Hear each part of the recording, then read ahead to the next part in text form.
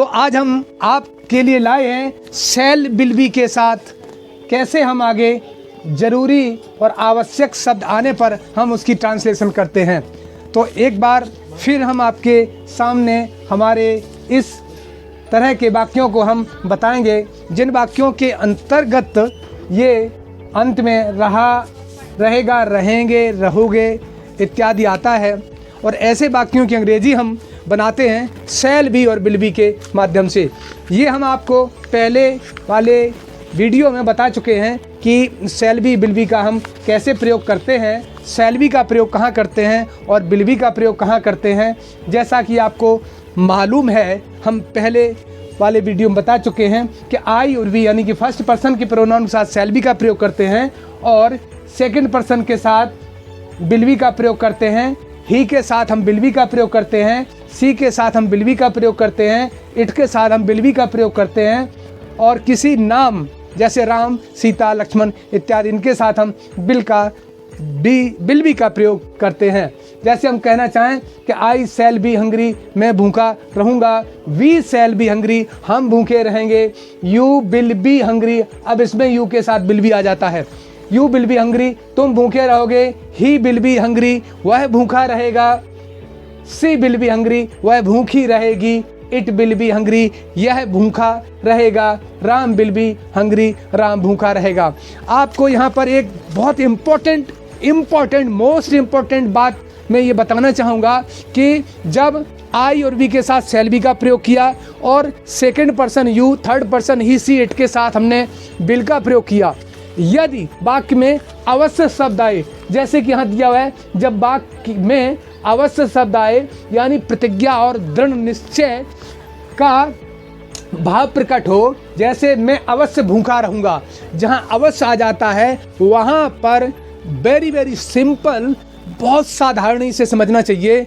जो आई और वी के साथ हम शैल बी का प्रयोग करते हैं उसके साथ हम विल बी का प्रयोग करेंगे। सेकंड पर्सन यू और third person he, she, it name के साथ हम जो विल बी का प्रयोग करते हैं उस जगह हम शैल बी का प्रयोग करेंगे।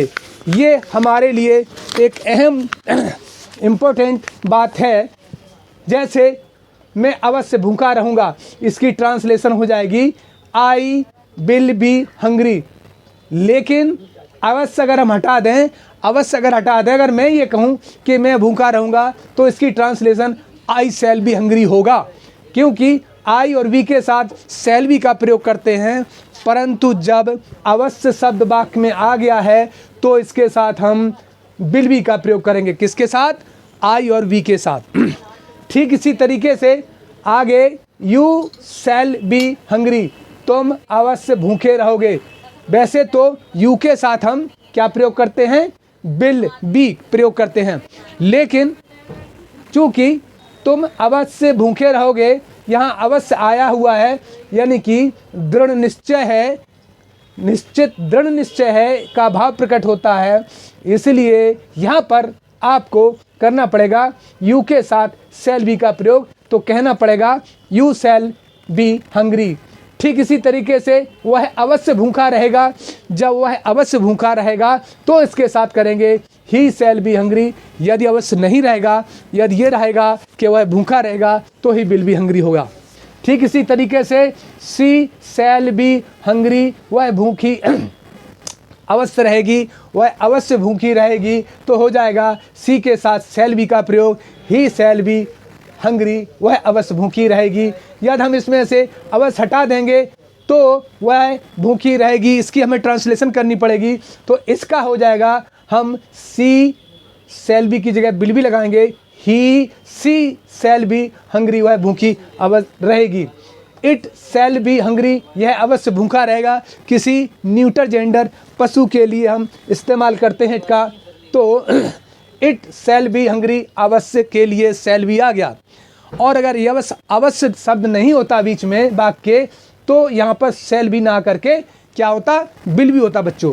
तो इस प्रकार किसी नाम के साथ शैल बी का प्रयोग करते हैं जब वाक्य में अवश्य शब्द आता है। जैसे राम अवश्य भूखा रहेगा, राम शैल बी हंग्री, इसका मतलब ये है कि राम अवश्य भूखा रहेगा। ठीक इसी तरीके से आपको बिल्कुल क्लियर समझ में आ जाना चाहिए कि जिन वाक्यों में रहा, रहेगा, रहेगी, रहेंगे, रहूँगा होता है और उसमें शैल बी विल बी का प्रयोग करते हैं, बहुत सिंपल है कि शैल बी वहाँ आता है फर्स्ट पर्सन आई बी के साथ शैल बी आता है जब वाक्य सामान्य हो, और सेकंड पर्सन और थर्ड पर्सन के साथ विल बी आता है जब वाक्य सामान्य हो। लेकिन यदि वाक्य में सामान्य ना हो और वाक्य में अवश्य शब्द जुड़ा हो, मैं अवश्य भूखा रहूँगा, मैं अवश्य तेज रहूँगा इत्यादि, वह अवश्य भूखा रहेगा तो ऐसे वाक्यों में जस्ट क्या होता है, अपोजिट हो जाता है। अपोजिट कैसे होता है ये मैं आपको बता देता हूँ। अपोजिट होता है कि जब आई बी के साथ सामान्य में शैल विल बी आता है, शैल बी और विल बी आता है, लेकिन अगर आई बी के साथ आपको वाक्य में अवश्य शब्द मिले, उसको अगर अंग्रेजी में बनाना है तो उसके लिए आप shall be will be, shall be की जगह विल बी प्रयोग करेंगे। क्या करेंगे, शैल बी की जगह विल बी प्रयोग करेंगे। ठीक इसी तरीके से यदि second person you, he, she, it और राम के साथ क्या होता है, विल बी का प्रयोग होता है सामान्य वाक्य में। अगर आपको अवश्य वाला वाक्य हो, वह अवश्य भूखी रहेगी, यह अवश्य भूखा रहेगा, राम अवश्य भूखा रहेगा, तुम अवश्य भूखे रहोगे इत्यादि, ऐसे वाक्य में क्या होता है, विल बी की जगह शैल बी।